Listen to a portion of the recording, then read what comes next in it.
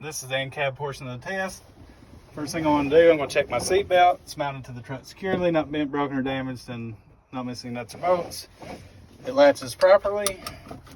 I'm going to check underneath the seat for my 3 safety triangles, my properly charged and rated fire extinguisher, and my extra fuses. I'm going to check my windshield, side glass, and back glass to make sure they're not cracked, broken, damaged. They're not leaking, they're clean and have no illegal stickers. I'm going to check my mirrors.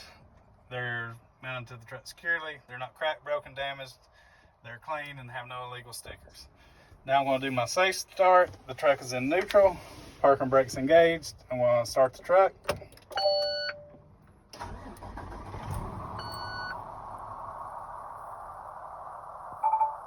ABS light came on and off. This point here.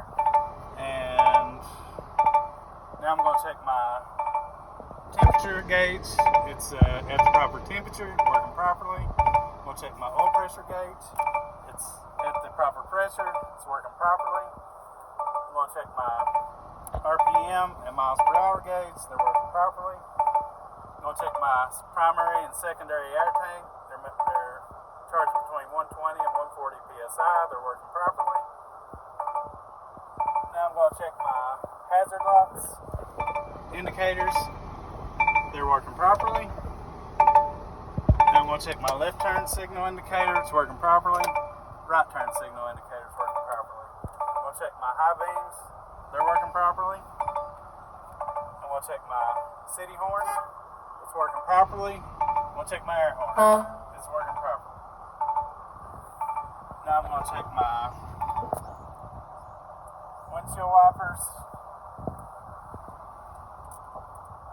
They're mounted to the truck securely. They're not bent, broken, damaged. They have the proper tension. And the wiper fluid is working.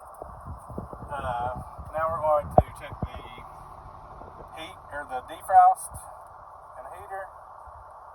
Defrost is working properly. I'm going to check my vents to make sure they're working properly. They are. Now I'm going to start my brake test. I'm going to check my parking brake.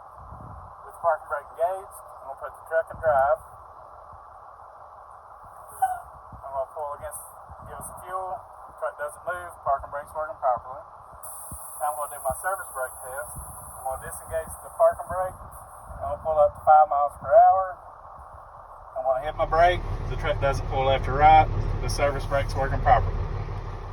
Now I'm going to do my air brakes test. I want to turn the truck off, turn it back to the on position so that my indicator lights and buzzer sound. Now I'm going to put my foot on the brake for 60 seconds to make sure I don't lose more than 3 psi, and I didn't. So now I'm going to pump down to 60 psi,